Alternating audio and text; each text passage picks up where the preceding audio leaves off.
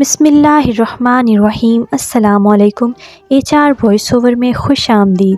Video کو شروع کرنے سے پہلے ایک گزارش ہے کہ چینل کو لائک، شیئر اینڈ سبسکرائب ضرور کر دیجیے۔ تو آج کا واقعہ ہے قوم سبا پر اللہ کے عذاب کا۔ اہل سرسار کی ایک قوم جسے قوم سبا بھی کہا جاتا ہے، اللہ تعالیٰ کی بے شمار نعمتوں کے اندر زندگی گزار رہی تھی۔ یہ قوم ایک عظیم تہذیب و تمدن کی مالک تھی۔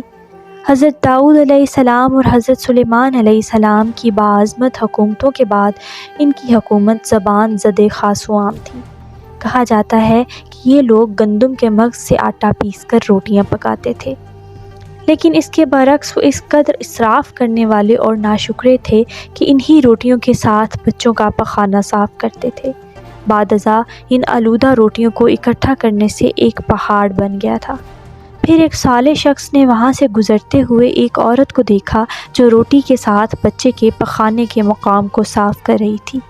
اس شخص نے عورت سے کہا، تیرے اوپر افسوس، خدا سے ڈر، کہیں ایسا نہ ہو کہ خدا تیرے اوپر اپنا غضب ڈھائے اور تجھ سے اپنی نعمت چھین لے۔ اس عورت نے جواب میں مذاق اڑایا اور مغرورانہ انداز میں کہا، جاؤ جاؤ، گویا کہ مجھے بھوک سے ڈرا رہے ہو۔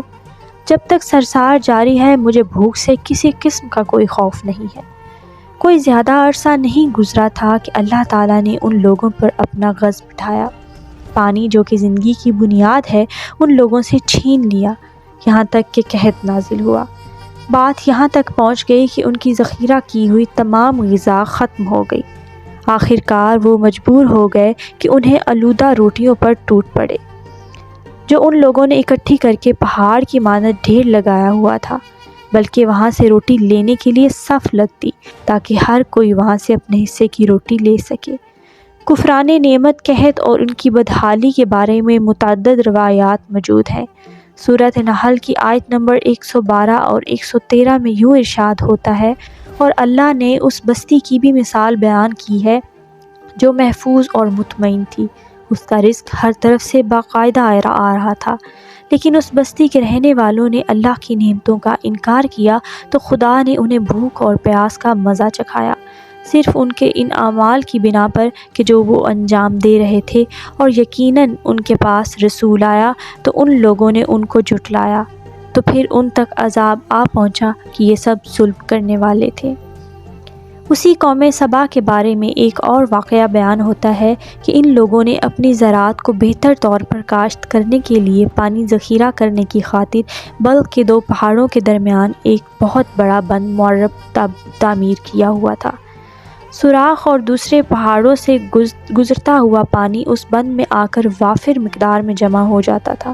قوم سبا نے اس پانی سے صحیح طور پر استفادہ کرتے ہوئے وسیع و عریض اور بہت سے خوبصورت باغات لگائے اور کھیتی باڑی کو رونق بخشی۔ ان باغات کے درختوں کی شاخیں اس قدر پھولوں سے لدی ہوئی تھیں کہ کہتے ہیں کہ اگر کوئی شخص سر پر ٹوکری رکھ کر ان کے نیچے سے گزرتا تو پھل خود بخود ٹوکری میں گرنا شروع ہو جاتے اور قلیل مدت میں ٹوکری تازہ پھلوں سے بھر جاتی۔ لیکن نعمتوں کی کثرت نے انہیں شکر کرنے کی بجائے سرمست اور غافل کر دیا تھا، یہاں تک کہ ان کے درمیان بہت بڑا طبقاتی نظام وجود میں آ چکا تھا۔ ان میں سے صاحب اقتدار لوگوں نے کمزوروں اور ضعیفوں کا خون چوسنا شروع کر دیا تھا، یہاں تک کہ ان لوگوں نے خدا سے ایک احمقانہ التماس کیا جس کا ذکر سورۃ سبا کی آیت نمبر 19 میں ملتا ہے۔ انہوں نے کہا، خدایا ہمارے سفروں کے درمیان فاصلہ زیادہ کر دے۔ انہوں نے اللہ تعالیٰ سے یہ التماس اس لیے کیا تاکہ غریبوں سے نواح لوگوں، عمرہ اور ثروت مند ان کے ہمراہ سفر نہ کریں۔